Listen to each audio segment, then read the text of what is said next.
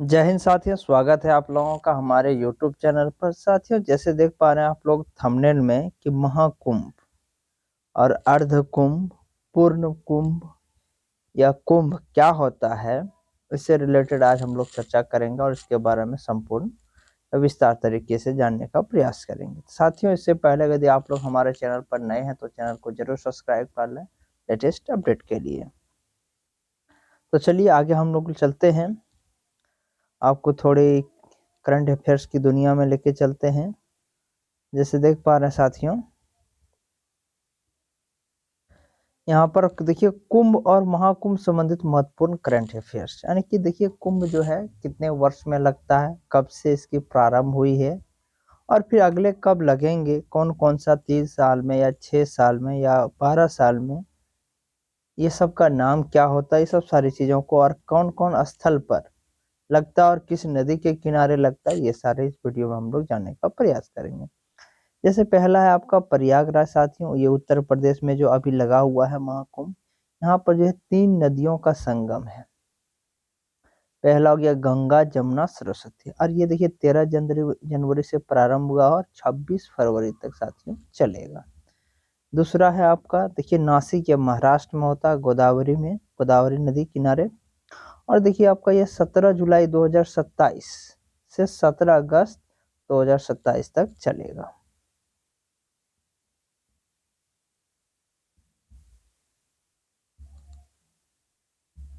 तीसरा हो गया साथियों आपका देखिए उज्जैन, ये मध्य प्रदेश, ये क्षिप्रा नदी या शिप्रा नदी क्या कहा जाता है, यहाँ पर होता है। ये देखिए आपका जो है 13 अप्रैल 2028 से 14 मई 2028 तक होगा। हरिद्वार देखिए उत्तराखंड, ये गंगा नदी के किनारे है। यहाँ पर साथियों आपका 14 अप्रैल 2033 से 15 मई 2033 तक होगा। आगे आपका छठा है साथियों प्रयागराज, जिसको फिर से अर्ध कुंभ लगेगा। और अर्ध कुंभ ये गंगा और जमुना और सरस्वती जो नदी है, इन तीनों के संगम पर होता है। और ये 25 जनवरी से फिर से शुरू होगी। और ये साथियों आपका, चलिए नेक्स्ट,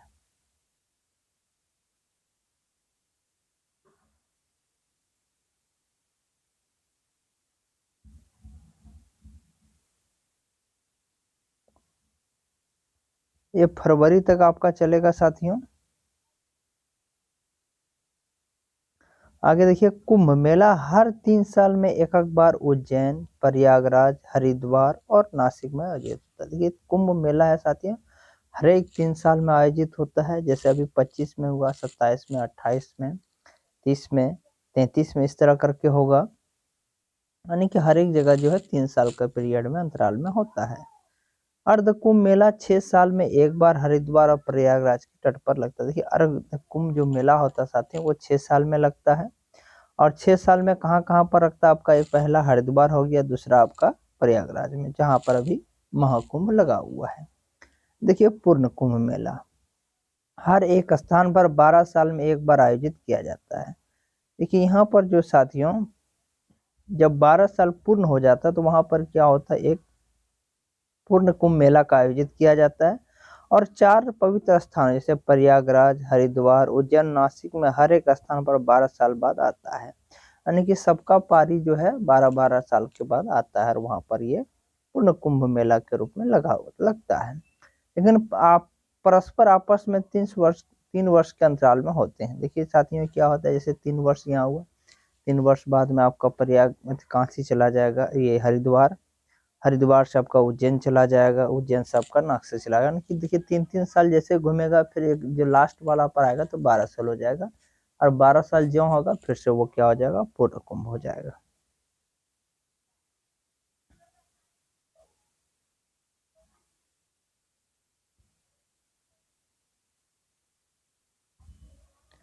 आगे साथियों देखिए महाकुंभ, 12 कुंभ मेला पूर्ण होने पर यानी 144 वर्ष बाद एक महाकुंभ मेले का आयोजन केवल प्रयागराज में ही होता है। यानी कि यहाँ पर अभी जो महाकुंभ लगा है, ऐसे भी साथियों आप 12 का स्क्वायर कीजिएगा तो कितना होता है, 12 का स्क्वायर 144 होता है। और वही हुआ है कि 144वां वर्ष जो है इस बार है, इसलिए प्रयागराज में महाकुंभ लगता है कि यहीं पर महाकुंभ होता है।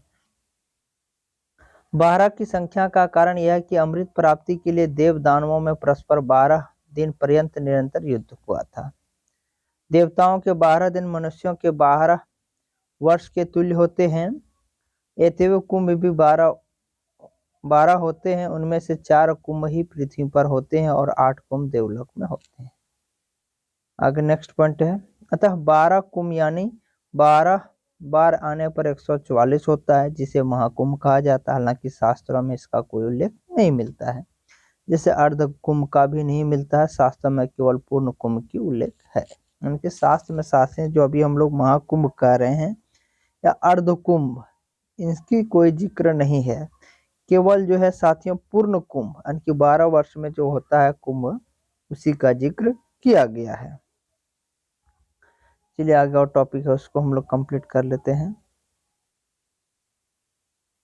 इससे रिलेटेड जितने भी सारे फैक्ट होगा साथियों, हम लोग उसको जानने का प्रयास करेंगे।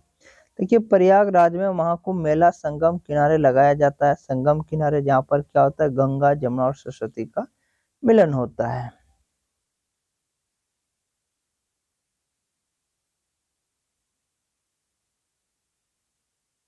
देखिए, कुंभ का अर्थ होता है क्या, देखो कुंभ का अर्थ होता है घड़ा कलश। इस चीज को आपको जानना जरूरी है। देखो, कुंभ मेला इन 4 जगहों पर ही क्यों लगता है, यानी कि आपका हरिद्वार हो गया, प्रयागराज हो गया, उज्जैन हो गया, नासिक में ही क्यों लगता है। देखो, पौराणिक कथाओं के मुताबिक भगवान विष्णु अमृत से भरा कुंभ यानी बर्तन लेकर जा रहे थे कि असुरों ने छीना झपटी में अमृत की 4 बूंदें गिरा दी थी। यह बूंदें प्रयाग, हरिद्वार, नासिक और उज्जैन रूपी तीर्थ स्थलों में गिरी। तीर्थ वह स्थान होता है जहाँ कोई भक्त इस नरस्वर संसार से मोक्ष को प्राप्त होता है। ऐसे में जहां जहां अमृत की बूंदें गिरी, वहां 3-3 साल के अंतराल पर बारी बारी से कुंभ मेले का आयोजन होता है।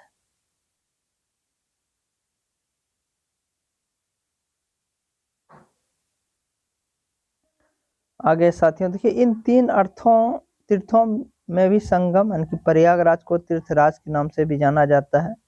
संगम में हर 12 साल पर कुंभ का आयोजन होता है। प्रयागराज में संगम वह स्थान है जहां गंगा का मटमैला पानी यमुना के हरे पानी में मिलता है।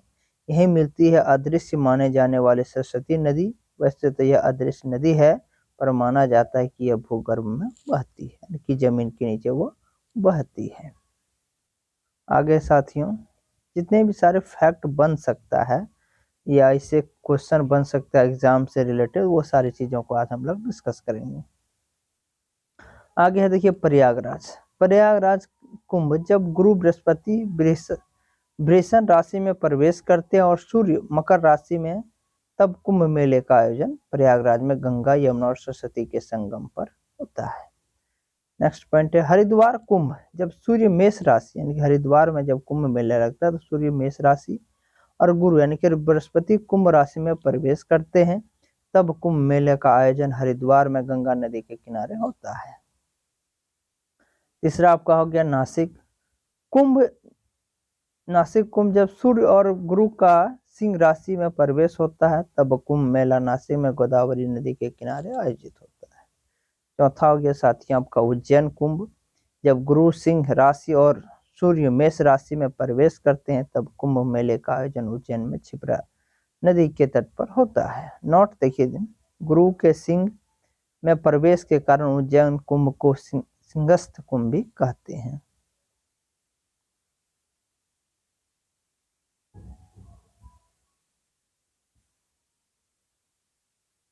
नेक्स्ट है साथियों देखिए महाकुंभ। इस धार्मिक आयोजन में शाही स्नान का विशेष महत्व है, जिसे अमृत स्नान भी कहा जाता है। ऐसा माना जाता है कि शाही स्नान के दौरान पवित्र नदियों में डुबकी लगाने से पापों का प्रायश्चित होता है और पुण्य की प्राप्ति होती है। अमृत स्नान लोगों को आध्यात्मिकता के करीब लाता है। शुरुआत है देखिए, प्रथम अमृत का जो शुरुआत हुआ था आज के 2025 में, देखिए प्रथम अमृत शाही स्नान पौष पूर्णिमा की 13 जनवरी 2025 को, दूसरा अमृत स्नान मकर संक्रांति यानी कि 14 जनवरी को संपन्न हुआ। तीसरा आपका साथियों अमृत स्नान है 29 जनवरी मौनी अमावस्या को। चौथा आपका है साथियों अमृत स्नान 3 फरवरी 2024 को बसंत पंचमी, यानी कि जिस दिन आपकी सरस्वती पूजा है उस दिन आपका जो है ये चौथा अमृत स्नान है। तो आप लोग यदि जाना चाह रहे हैं तो कोशिश कीजिए कि ये सब दिनों में आप स्नान करें, ताकि आपको ज़्यादा से ज़्यादा मोक्ष या अमृत की प्राप्ति हो, जो आप कामना करके गए हैं या कामना आपके मन में है वो अच्छे से पूरी हो। पांचवा आपका देखिए साथियों 12 फरवरी 2025 को माघी पूर्णिमा है, और अंतिम जो स्नान है आपका 26 फरवरी 2025 को महाशिवरात्रि है। महाशिवरात्रि के दिन शाही स्नान के साथ ही महाकुंभ का समापन होगा, यानी कि जिस दिन महाशिवरात्रि है उसी दिन ये शाही जो कुंभ मेला है इसका समापन होगा, खत्म होगा। महाकुंभ 2025 में दुनिया से 40 करोड़ से अधिक श्रद्धालुओं के शामिल होने की उम्मीद है, इनकी संभावना है। अनूप दीप्ति ने गाया महाकुंभ का थीम भी सॉन्ग ये प्रयाग है, ये प्रयागराज है। अनूप दीप्ति के द्वारा गाया गया सॉन्ग है, थीम है, ये मोस्ट इम्पोर्टेंट है साथियों, इसको आपको लर्न कर लेना है, याद कर लेना है। देखिए 8 जनवरी 2025 को केंद्रीय सूचना प्रसारण, रेल और इलेक्ट्रॉनिक एवं सूचना प्रौद्योगिकी मंत्री अश्विनी वैष्णव ने दिल्ली में आकाशवाणी और दूरदर्शन द्वारा निर्मित महाकुंभ के 2 गीतों का लोकार्पण किया। चलिए इसको हम लोग जान लेते हैं कि कौन कौन सा गीतों का लोकार्पण किया है।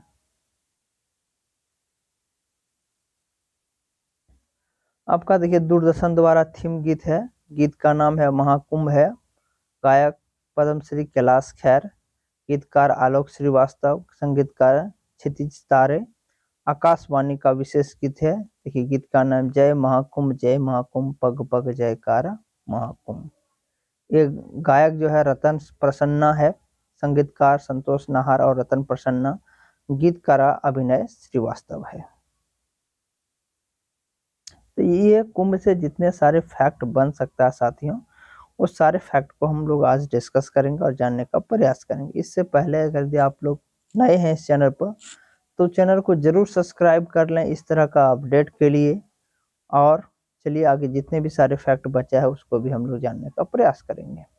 प्रधानमंत्री नरेंद्र मोदी ने प्रयागराज में महाकुंभ मेला 2025 के दौरान तीर्थयात्रियों और आगमन की सहायता के लिए डिजिटल महाकुंभ दृष्टि के तहत एक बहुभाषी AI संचालित कुंभ सहायक चैटबॉट लॉन्च किया।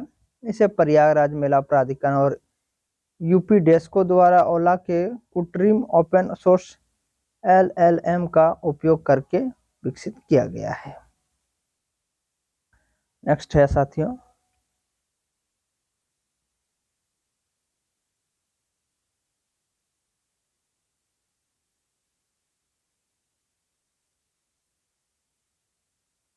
आगे आपका यह चैटबॉट 11 भाषा में उपलब्ध होगा और श्रद्धालुओं को सेकंड में नेविगेशन, पार्किंग और ठहरने जैसी जानकारी प्रदान करेगी।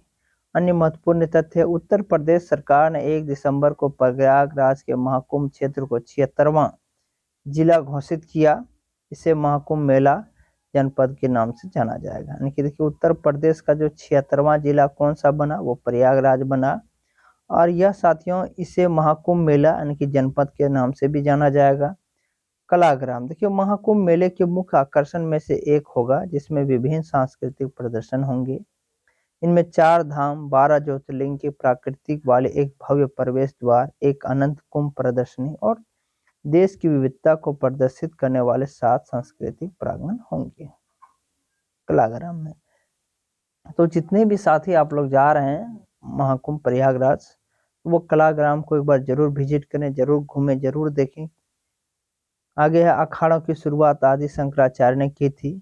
अभी देखिए कुल 13 अखाड़े हैं जिन्हें 3 श्रेणियों में, जिसे शैव हो गया, वैष्णव और उदासीन में बांटा गया है। चलिए इसके बारे में थोड़ी बहुत जानकारी इकट्ठा किया है, उसको आप लोग जान लीजिए।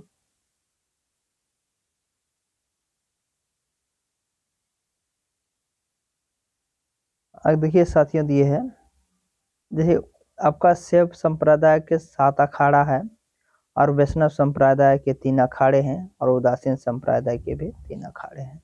तो साथियों ये प्रयागराज से जितने भी क्वेश्चन बन सकता था तो आज हम लोग डिस्कस किए। और अगर यदि आप लोगों को पसंद आए तो जरूर लाइक कीजिए, कि शेयर कीजिएगा और सनातन धर्म के प्रचार प्रसार के माध्यम से इस वीडियो को बनाया नहीं गया है। ये एक शिक्षा बेस बनाया गया है, जिससे आप लोगों को जानकारी हो आपको आने वाले एग्जाम में। साथ में जिस धर्म से किसी को ठेस पहुंचाने का ये मेरा कोई उद्देश्य नहीं है।